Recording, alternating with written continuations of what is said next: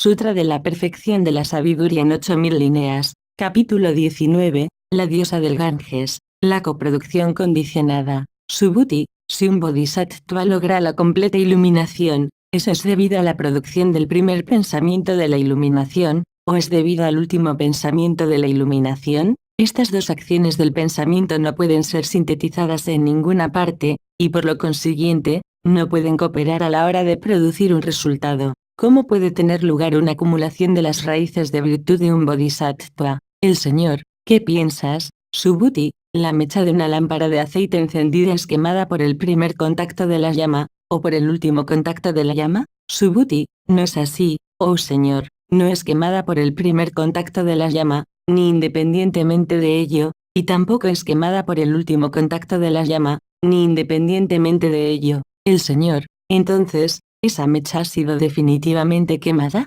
Subhuti, sí, Señor. El Señor, de la misma forma, no es debido ni al primer ni al último pensamiento de la iluminación, ni tampoco independientemente de ellos, que un bodhisattva logra la completa iluminación. Él no la logra a través de estos productos del pensamiento, ni tampoco de forma distinta a ellos, y no obstante, él alcanza la completa iluminación, no desarrollo. Subhuti, profunda es esa coproducción condicionada. El Señor, Subhuti, ese primer pensamiento que ha cesado, tras su momentánea aparición, será producido de nuevo, cuando aparezca el segundo pensamiento. Subhuti, no, Señor. El Señor, ese pensamiento que ha sido producido, en el pasado, ¿está por su propia naturaleza condenado a cesar? Subhuti, sí, así es, oh Señor. El Señor, si algo es por su propia naturaleza condenado a cesar, ¿sería eso destruido? Subhuti, no, Señor. El Señor, ese pensamiento que todavía no ha sido producido, ¿está por su misma naturaleza condenado a cesar? Subhuti, no, Señor, porque algo que todavía no ha sido producido no puede cesar. El Señor, pero cuando llega al punto, cuando por su propia naturaleza está condenado a cesar, ¿podrá ser destruido entonces? Subhuti, no, Señor. El Señor, si la naturaleza primordial de un pensamiento supone ni producción, ni cese, ¿será cesado eso entonces? Subhuti, no, Señor. El Señor, si un fenómeno está, por su naturaleza primordial esencial, cesado ya en su propio ser, ¿ese fenómeno será cesado? Subhuti, no, Señor. El Señor, ¿será cesada la verdadera naturaleza de los fenómenos? Subhuti, no, Señor. El Señor, ¿permanecerá firme el bodhisattva de la misma forma en que la talidad permanece firme? Subhuti, sí, lo hará. El Señor, entonces, ¿esa talidad no estará en peligro de ser cambiada de su inmovilidad? Subhuti, no, Señor. El Señor, la talidad es insondable. Subhuti, es insondable, oh Señor. El Señor, ¿está el pensamiento en la talidad? Subhuti, no, Señor. El Señor, es el pensamiento, idéntico a la talidad. Subhuti, no, Señor. El Señor, es el pensamiento distinto de la talidad. Subhuti, no, Señor. El Señor, ¿puedes ver la talidad? Subhuti, no, Señor. El Señor, uno que discurre como si discurriera en la talidad, ¿discurre en lo profundo? Subhuti, él no discurre en nada, pues todas las ideas con respecto a su propia actividad habitualmente ni continúan en él, ni le acontecen a él. El Señor, ¿dónde discurre un bodhisattva cuando discurre en la sabiduría perfecta? Subhuti, en la realidad última. El Señor, cuando él discurre en la realidad última, ¿discurre en un signo? Subhuti, no, Señor. El Señor, es entonces el signo para él, algo que no desatado a través del desarrollo meditativo. Subhuti, no, Señor. El Señor, para el bodhisattva que discurre en la sabiduría perfecta, ¿es el signo algo que la ha desatado gracias a su desarrollo meditativo? Subhuti, mientras discurre en el discurrir de un bodhisattva, ese bodhisattva no hace ningún esfuerzo para alcanzar en esta presente vida el estado en el que todos los signos son abandonados. Si él fuera a buscar ese estado antes de que todos los fenómenos de un Buda estén completos en él, automáticamente llegaría a convertirse en un discípulo. La habilidad en los medios de un bodhisattva consiste en esto, que él reconoce ese signo, tanto su marca como su causa, y sin embargo, él renuncia completamente a la carencia de signos. Sariputra, se incrementa la sabiduría de un bodhisattva cuando en sus sueños él desarrolla las tres puertas de la liberación, como son el vacío, la carencia de signos, y la carencia de deseos. Subhuti, si le incrementa a través de su desarrollo durante el día, entonces también se incrementa en uno que sueña con ella, pues el Señor ha dicho que el sueño y la vigilia son indiscriminados,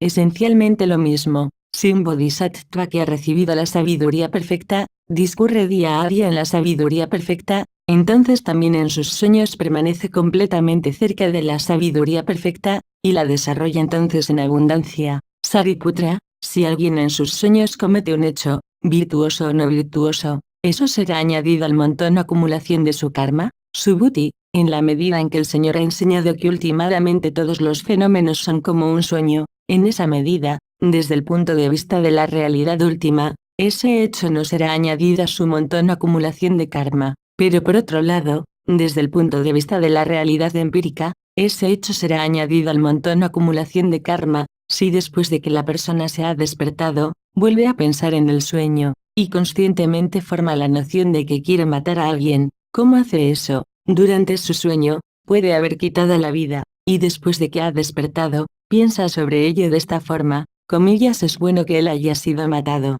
es correcto que él fuera matado, fue justo que él fuera matado, fui yo quien lo mató. Tales pensamientos son equivalentes a la noción consciente de que él quiere matar a alguien, sin soportes objetivos y sin ser propio. Sariputra, si como un resultado de tales reflexiones conscientes, el acto de ese hombre es añadido a su acumulación de karma, entonces el hecho de un Buda, cuando él, pensando para sí, conscientemente forma la noción de que él quiere entrar en la extinción, será también añadido al montón y acumulación de karma del Buda, Subhuti, indudablemente, ¿no, Sariputra? Pues el Tathagata es alguien que ha abandonado tales reflexiones y discriminaciones. El espacio en sí mismo no puede originar un hecho o un pensamiento sin la ayuda de un soporte objetivo. Un hecho puede surgir solo con un soporte objetivo, no sin ninguno. Un pensamiento puede surgir solo con un soporte objetivo, no sin ninguno. Los actos del intelecto tienen que referirse a fenómenos que son vistos, oídos, sentidos, o conocidos. Con respecto a algunos objetos, los actos del intelecto cogen impurezas, y con respecto a otros purificación. Por lo tanto, los actos de evolución y los hechos surgen solo con un soporte objetivo, no sin él. Sariputra, puesto que el Señor ha descrito a todos los soportes objetivos como aislados, sin una relación inherente respecto a un sujeto, ¿cómo puede un acto de evolución surgir solo con un soporte objetivo, y no sin él? Subhuti, un acto de evolución solo es producido con un soporte objetivo, en el sentido de que uno trata a un soporte objetivo que no es verdaderamente existente como un signo, como un soporte objetivo. De hecho, también el acto de evolución es aislado, y también el signo, y también son así las formaciones kármicas que están condicionadas por la ignorancia, y son así todos los vínculos de la producción condicionada, hasta la decadencia y la muerte, la cual está condicionada por el nacimiento. El acto de evolución está aislado del signo, el cual parece causarlo, y se produce solamente en referencia a las experiencias convencionales corrientes en el mundo. Sariputra, si en sus sueños un bodhisattva da un regalo, y lo dedica a la completa iluminación, ¿puede decirse que ese regalo está efectivamente dedicado? Subhuti, nosotros estamos cara a cara con Maitreya, el bodhisattva, el gran ser. El Tathagata ha predicho su suprema iluminación. Él es un testigo ocular de este tema, él decidirá sobre este tema. Sariputra, Maitreya, Subhuti, el mayor, ha dicho, comillas, ahí está Maitreya, el bodhisattva, el gran ser, él decidirá sobre este tema. Decide sobre este tema, venerable Gita Maitreya, con referencia a lo que el venerable Subhuti ha dicho, ¿qué se corresponde a estas palabras Maitreya y él decidirá sobre este tema? Contestará mi forma, o mis sentimientos, o mi concepción, o las formaciones, o la consciencia, contestará mi apariencia exterior, o mi figura, o contestará la vacuidad de la forma, o la vacuidad de los sentimientos, de la concepción, de las formaciones, o de la consciencia. Obviamente, la vacuidad de la forma y la de los demás agregados, no tiene la capacidad de replicar, ni yo veo ningún fenómeno que pueda replicar, o ningún fenómeno el cual ha sido predicho para la suprema iluminación. Sariputra, Maitreya, entonces tú has sido quizás verdaderamente testigo de esos fenómenos, dada la forma en la que enseñas. Maitreya, no lo he sido, incluso yo no conozco esos fenómenos, no los aprendo, no los veo de la forma que mis palabras expresan, y mis pensamientos reflexionan sobre ellos, pero ciertamente el cuerpo no puede tocarlos, el habla no puede expresarlos, ni la mente puede considerarlos. Esa es la naturaleza de todos los fenómenos, porque todos ellos carecen de existencia inherente. Sariputra pensó, este Bodhisattva Maitreya, el gran ser, indudablemente es insondablemente sabio. ¿Cómo expone la perfección de la sabiduría, en la cual él ha discurrido durante tanto tiempo? El Señor, ¿por qué se te ocurrió ese pensamiento? Sariputra, ¿puedes tú ver ese fenómeno dotado con el cual tú te has convertido en Arat? Sariputra, no, Señor. El Señor, de la misma forma, a un bodhisattva que discurre en la sabiduría perfecta no se le ocurre que, este fenómeno ha sido predestinado a la completa iluminación, ese fenómeno será predestinado, ese fenómeno está siendo predestinado, ese fenómeno conocerá la completa iluminación, cuando él discurre de esta forma, entonces él discurre en la sabiduría perfecta. 5 lugares que inspiran miedo. Mientras él discurre así, no tiene miedo, él está impregnado con la fuerza que él ha ganado, en su discurrir en la ausencia de una base o fundamento, y eso le permite persistir en sus esfuerzos, y pensar, no es el caso que yo no sea completamente iluminado, si él discurre de este modo, entonces él discurre en la sabiduría perfecta. Además, un bodhisattva no siente miedo cuando se va a una soledad infestada de bestias salvajes, pues es su deber el renunciar a todo para el beneficio de todos los seres.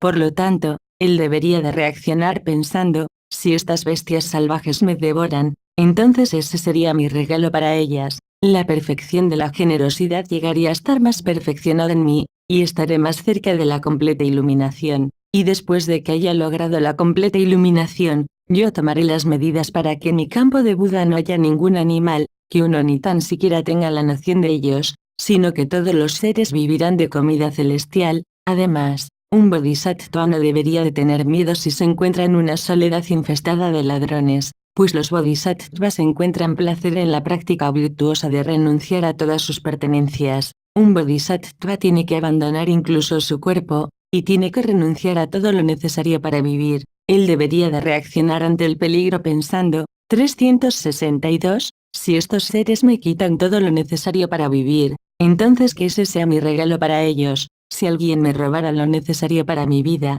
no debería de sentir deseo de mal, enfado, o furia a cuenta de ello, ni tan siquiera debería de emprender contra ellos ninguna acción ofensiva, ni de cuerpo, habla, o mente. Esta será una ocasión para llevar a las perfecciones de la generosidad, de la moralidad, y de la paciencia a una mayor perfección, y yo estaré más cerca de la completa iluminación. Después de que yo haya alcanzado la completa iluminación, yo actuaré y me comportaré de tal forma que en mi campo de Buda no habrá de ningún modo soledades infestadas de ladrones, o que sean tan siquiera concebibles, y mis esfuerzos para llevar la pureza a ese campo de Buda serán tan grandes que ni esas, ni otras faltas existirán, o ni serán tan siquiera concebibles. Además, en un yermo sin agua tampoco un bodhisattva debería de tener miedo, pues su carácter es tal, que no está alarmado o aterrorizado. Él debería decidir que su propio entrenamiento podría servir para eliminar toda la sed de todos los seres. Él no debiera de temblar cuando piensa que renacerá como un preta si muere debido a la sed. Al contrario, él debería dirigir un pensamiento de gran compasión hacia todos los seres, y pensar, comillas ahí, ciertamente estos seres tienen que tener poco mérito si en sus mundos son concebidos tales desiertos. Después de que yo logre la completa iluminación, yo haré que en mi campo de Buda no existan dichos desiertos, o que tan siquiera sean concebibles, y yo otorgaré a todos los seres tanto mérito que ellos tendrán el agua más excelente. Por eso yo me esforzaré firmemente en beneficio de todos los seres, de forma que en esa ocasión también la perfección del esfuerzo llegará a estar más perfecta en mí. Además, en un yermo sin comida tampoco un bodhisattva debería de sentir miedo. Él debería de armarse con el pensamiento, yo me esforzaré firmemente, purificaré mi propio campo de Buda de forma que, después de que yo haya alcanzado la completa iluminación, en ese campo de Buda no haya yermo sin comida, y no serán ni tan siquiera concebibles. Los seres en ese campo de Buda serán completamente felices, llenos de felicidad, poseyendo toda la felicidad, y así, yo actuaré para que todas las intenciones y los planes de esos seres sean realizados. Lo mismo que sucede con los dioses de los 33, una idea en su mente será suficiente para producir cualquier cosa que deseen, así yo me esforzaré firmemente para que estos seres puedan realizar y producirlo todo, simplemente con pensarlo en sus mentes, para que sus legítimas intenciones fueran colmadas, para que todos los seres siempre y en todo lugar, no estuvieran faltos de todo lo necesario para la vida, Yo me esforzaré para lograr la pureza en mi propio pensamiento, para el beneficio de todos los seres, para que con ocasión de ello también la perfección de la concentración llegue a ser más perfecta en mí. Además, un bodhisattva no debería de tener miedo en un distrito infestado por las epidemias, pues él debería de considerar, reflexionar, y meditar que, no hay aquí un fenómeno al cual la enfermedad puede oprimir, ni existe ese fenómeno que es llamado enfermedad. De esa forma, él debería de contemplar la vacuidad, y no debería de sentir miedo, pero él no debería de pensar que, transcurrirá un periodo de tiempo excesivo antes de que yo alcance la completa iluminación, y él no debería de temblar ante dicho pensamiento, pues ese momento del pensamiento es el límite extremo de algo que no tiene principio, en otras palabras, es la ausencia de un límite. Por lo tanto, un bodhisattva debería de evitar el centrar su mente en las dificultades, y él debería de pensar que, este límite, el cual no tiene principio, es grande y largo, pues está conectado con un único momento de pensamiento. En otras palabras, es lo ilimitado. Esto le evitará a un bodhisattva el temblar ante el pensamiento de que transcurrirá mucho, mucho tiempo antes de que alcance la completa iluminación. Además, Subhuti, si estos y otros miedos y terrores son vistos, oídos, sentidos, o conocidos, y no le causan temblor al bodhisattva, entonces uno debería de saber que ese hijo o esa hija de buena familia es capaz de conocer la completa iluminación. Por lo tanto, un bodhisattva debería de ponerse la armadura del pensamiento. Yo actuaré así, me esforzaré firmemente así para que, después de que yo haya alcanzado la completa iluminación, todos los seres en mi campo de Buda no sufran de enfermedad, y que ni tan siquiera conozcan lo que es. Yo actuaré de tal forma que predicaré todo lo que los Tathagata han enseñado, y yo haré lo que he predicado, y yo también dominaré la perfección de la sabiduría, para el beneficio de todos los seres, para que con ocasión de ello, la perfección de la sabiduría llegue a completarse en mí. Predicción de la diosa del Ganges. A continuación, cierta mujer llegó a la asamblea, y se sentó en ella. Después, se levantó de su asiento, puso su manto sobre uno de sus hombros, saludó al Señor con las manos juntas, y dijo: yo, oh Señor, cuando me encuentre en esas situaciones, no tendré miedo, y sin temor, yo enseñaré el Dharma a todos los seres. Acto seguido, el Señor, en aquel instante, sonrió con una sonrisa dorada. Su brillo irradió infinitos e ilimitados sistemas de mundos, se elevó hasta el mundo de Brahma, retornó desde allí, dio vueltas alrededor del Señor, y desapareció de nuevo en la cabeza del Señor. Cuando ya vio esa sonrisa, esa mujer cogió flores doradas y las esparció sobre el Señor. Sin estar fijadas en ninguna parte, las flores permanecieron suspendidas en el aire. Ananda, oh Señor, ¿cuál es la razón de la sonrisa del Señor? El Tathagata no manifiesta una sonrisa sin una razón. El Señor, Ananda, esta diosa del Ganges, en un periodo futuro, llegará a ser un Tathagata, de nombre Flor Dorada o Narat, completamente iluminado, sobresaliente en conocimiento y conducta, perfectamente ido, un conocedor del mundo, insuperable, domador de hombres que han de ser domados, maestro de dioses y hombres, un Buda, un Señor. Él aparecerá en el mundo en el león semejante a una estrella, y conocerá la completa iluminación. Cuando ella muera aquí, ella dejará de ser una mujer, ella se convertirá en hombre, él renacerá en Avirati, el campo de Buda del Tathagata Akshobhya, en cuya presencia él llevará una vida de santidad. Tras su muerte allí, él pasará de campo de Buda en campo de Buda, no estando nunca privado de la visión del Tathagata. Él seguirá pasando de campo de Buda a campo de Buda, de aquí a allí, siempre eligiendo a aquellos en los que él no está sin los Budas, los señores. Un monarca universal puede pasar de palacio en palacio, y durante toda su vida la planta de sus pies nunca pisa la superficie de la tierra. 367, y muere sin que sus pies hayan pisado en la tierra. De la misma forma, la diosa del Ganges pasará de campo de Buda en campo de Buda, y en ningún momento ella estará privada de los Budas, los señores, hasta el momento de su completa iluminación. Ananda pensó: esos bodhisattvas que estarán con el Tathagata Akshobhya tienen que ser considerados realmente como la congregación del Tathagata.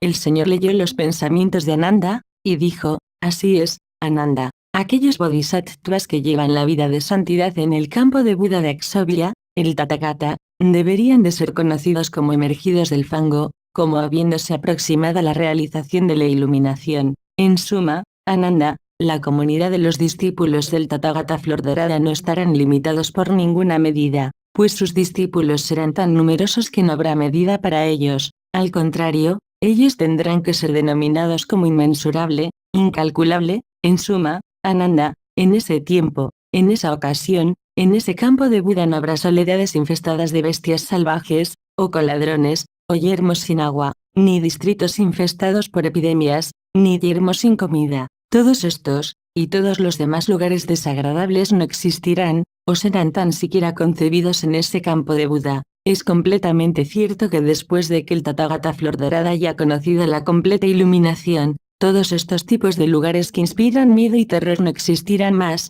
o no serán ni tan siquiera concebidos. Ananda, ¿quién fue el Tathagata en cuya presencia esta diosa del Ganges ha plantado la raíz de virtud del primer pensamiento de la iluminación, y lo transformó hacia la suprema iluminación? El Señor. Eso sucedió bajo el Tathagata de Dipankara 108, y ella realmente esparció flores doradas sobre el Tathagata cuando ella le pidió la predicción hacia la completa iluminación. Fue cuando yo esparcí las 5 flores sobre Dipankara, el Tathagata, y yo adquirí la completa aceptación de los fenómenos, los cuales dejan de ser producidos. Y entonces Dipankara predijo mi futura iluminación diciendo, comillas tú, joven, en un periodo futuro llegarás a ser un Tathagata, de nombre Sakyamuni. Acto seguido, cuando ya o mi predicción, esa diosa generó el efecto el pensamiento de 369 ciertamente, lo mismo que este joven, también a mí me gustaría ser predicha para la completa iluminación y de esta forma,